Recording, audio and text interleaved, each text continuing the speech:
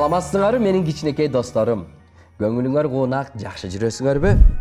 Ойноп күлүп, жакшы ойноп бүгүнкү күндү ойдогудай жыйынтыктадыңарбы? Ата-энеңерге жардам берип, сабагыңарды даярдап, оюнчуктарыңарды жыйнап, андан кийин жомогукканы отурдуңар, Абдан жакшы. Анда адаттагыдай жомогумду айта баштайын. Силерге жаныбарлардын арасынан эң чоң, салмагы да оор, чыдамкай жаныбарды билесиңерби? Ал кайсы жаныбар болду экен? Кана. Ойлонгула. Азыр мен ошол табышмактуу жаныбар туурасында жомок айтып берсемби деп турам. Анда чыгыш элинин Төө жылы деген жомокту айтып беремин. Илгери өткөн замандардын биринде бир окуя болгон экен.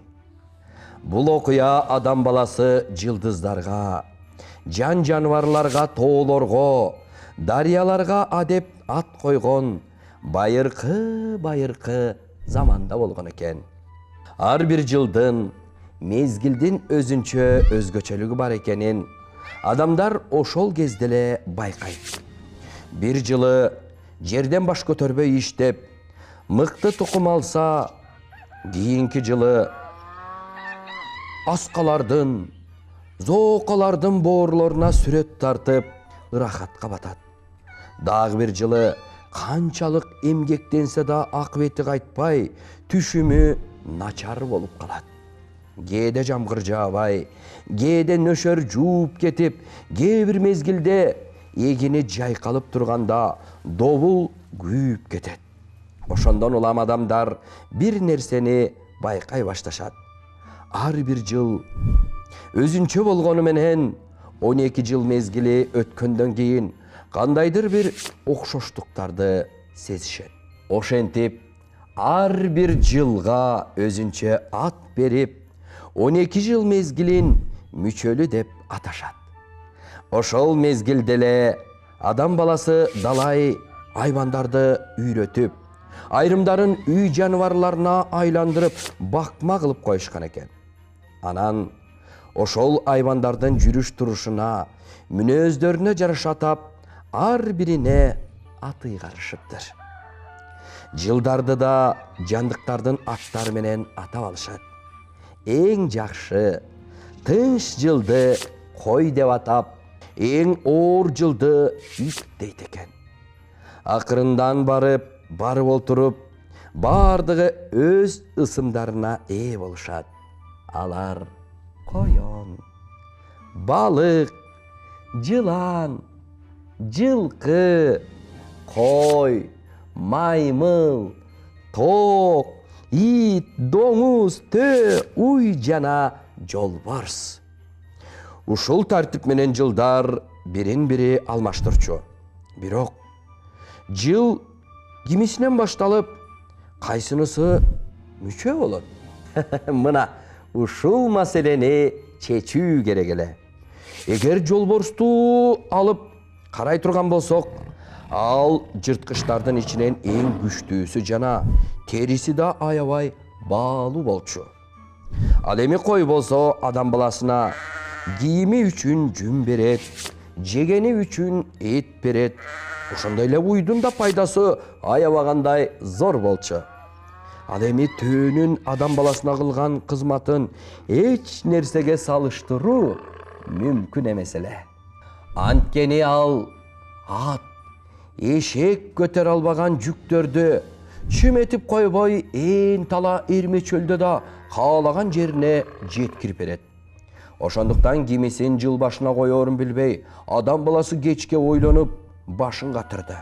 Акырында айбанаттардын баарын чакырып, силердин баарыңар мен үчүн кымбатсыңар.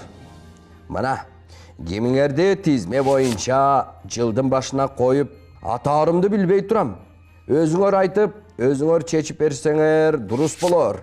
Кана, айткыла, эмне кылсак дейсиңер? Айбанаттар да ары сүрүштү, бери сүрүштү, көпкө талашып, тартышышты, бирок бир чечимге келе алышпады. Акырында адам Ey, ментеп талаша берсек, чечилбейт экен. Мен пикиримди айтам. Ошол сунушумду колдогула. Кандай десем ошондой болсун. Анда мындай. Күндөн чыгып келатканын ким биринчи көрсө, жыл башына ошонун атын коелу. Каршы эмессиңерби деди. Анда баары чурулдап колдоп жиберишти. Демек, бул сунуш баарына жакты. Ошонун эртеси күнү жаныбарлардын баары бийик дөбөгө чыгышып, күн чыгышты түкүрөйүп карап турушту. Ошондо төө силер келбей эле койсоңор болмок деп тигилерди булам шылдыңдай берди. Анткени баарыңардан менин боюм бийик. Ошондуктан мен биринчи көрөм. Андан калса адамга эң керектүү жандыкмын. Эч кимиңер чөлдө мендей болуп чыдай албайсыңар. Керек болсо чөлдүн ысыгында да бир булкет койбой, бир айга жакын суур табай чыдап кете берем. Анткени мен жонумдагы өркөчүмө таянам. Андан азык алып кете беремин. Мен көтөргөн жүктү артса ат ордунан тура албай калат. Ал эми менин жүнүмчү укмуш эле го. Койдун жүнү караандабайт. Чендеп да койбойт. Ошентип бардыгын шылдыңдап. Бир кезде жолборсука да, «Эй, сен бадалдын түбүндө жашынып жатып алып, ары бери өткөндөргө кабыласың. Адамдарга кылчада пайдаң тийбейт» деп тийишип өттү. Ошентип ар бир жаныбарлардын бардыгынын жинине тийип, бирок бирөө да каяша сөз айтышкан жок. Бардыгы унчукпастан акыйышып күндүн чыгышын күтүп атышты. Таң агарып, акырындан күн шооласы чачыраса да, күндүн көзү көрүнбөдү. Бир кезде чыйылдаган үн чыкты.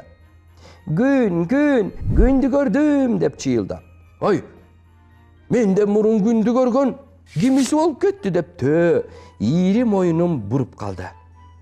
Айырдеги жандыктардын бардыгы бул чыйылдаган үн кимдики болду экен деп бурулуп калышты.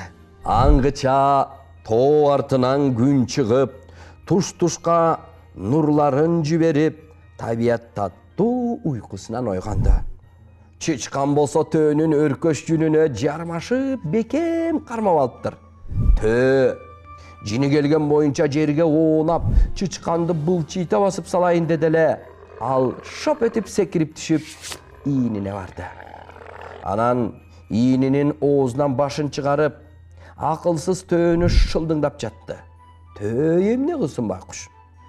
Баары кеч болуп калгандыктан башын ташка урган менен эч нерсе чыкмак эмес. Ошентип жыл санагына да кирбей калды.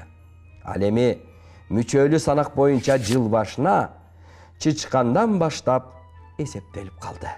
Жыл аттары ыйгарылган бул окуя илгери атам заманда өтсө да ал уламышка айланып, муундан муунга өтүп, ушул күнгө чейин айтылып келе жатат.